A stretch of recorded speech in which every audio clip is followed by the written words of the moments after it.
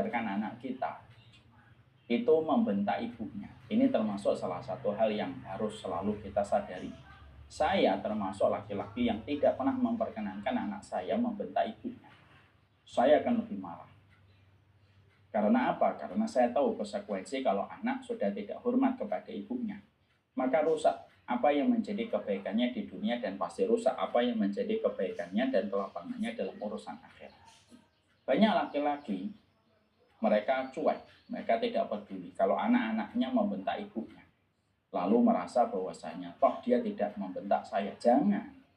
Kenapa kita lebih marah kalau anak itu membentak ibu daripada membentak kita? Karena kita laki-laki. Bahwasanya kedudukan kita 3 kali di bawah, 3 kali lebih rendah daripada kedudukan istri kita bagi anak kita. Dan kalau anak kita sudah kita biasakan, kita biarkan, kita diamkan dia membentak ibunya di depan kita, lalu kita merasa udahlah biarlah aja. Nggak bisa, itu nggak boleh dibiarkan. Supaya dia tahu bahwasanya membentak seorang ibu hanyalah merusak kehidupannya di masa mendatang dan merusak kehidupannya di akhirat.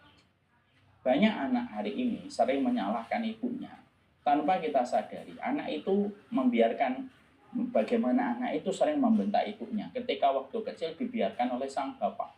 Sehingga sang anak hanya takut kepada sang bapak, tidak mau membentak sang bapak, tapi begitu gampang dia membentak seorang ibu karena sang bapak membiarkan itu terjadi. Padahal ini tidak boleh.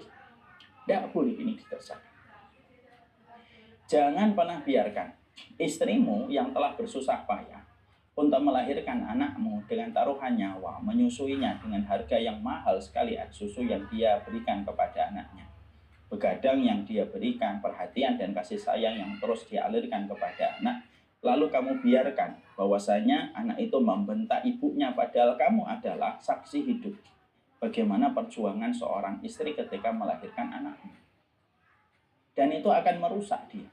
Sepintar apapun anak kita, kalau sudah terbiasa membentak ibunya, kepintarannya tidak akan membawa ke lapangan dan ketenangan.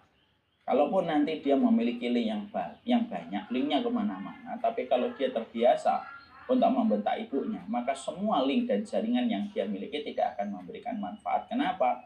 Karena puncak kualitas manusia itu terletak bagaimana dia memperlakukan ibunya. Jadi kalau saya mendapati anak saya membentak ibunya, saya lebih marah daripada anak itu membentak saya. Ini termasuk yang harus kita jaga. Jangan biarkan anak kita membentak ibunya, lalu merasa bahwasanya ibunya bisa diatur oleh dirinya ketika dia ketakutan mungkin sama kita. Tentunya kita tidak boleh membiarkan anak ketakutan sama kita. Kita harus biasakan tarik ulur kepada anak kita. Tapi yang penting adalah jangan biarkan anakmu itu membentak ibunya. Karena apa? Nabi Isa memberikan contoh sebagaimana perkataannya diabadikan oleh Allah dalam surat Maryam. Wa barram biwalidati wa lam yaj'alni jabbaran syaqiyya. Aku berbakti kepada ibuku, maka Allah memberikan kepadaku 2 garansi. Tidak aku dijadikan celaka dan tidak pula aku dijadikan kasar. Jadi kalau anakmu ingin lembut anak itu dan ingin anak itu tidak celaka nasibnya, jangan biarkan anakmu membentak ibunya, memarahi ibunya, memblok ibunya dengan alasan apapun. Kenapa? Kamu harus menjadi warrior untuk istrimu. Karena apa? Bagaimanapun istrimu, kamulah yang menjadi saksi atas semua perjuangan yang telah dia berikan kepada anakmu ketika dia telah melahirkan dengan resiko nyawa yang dia miliki. Jangan biarkan.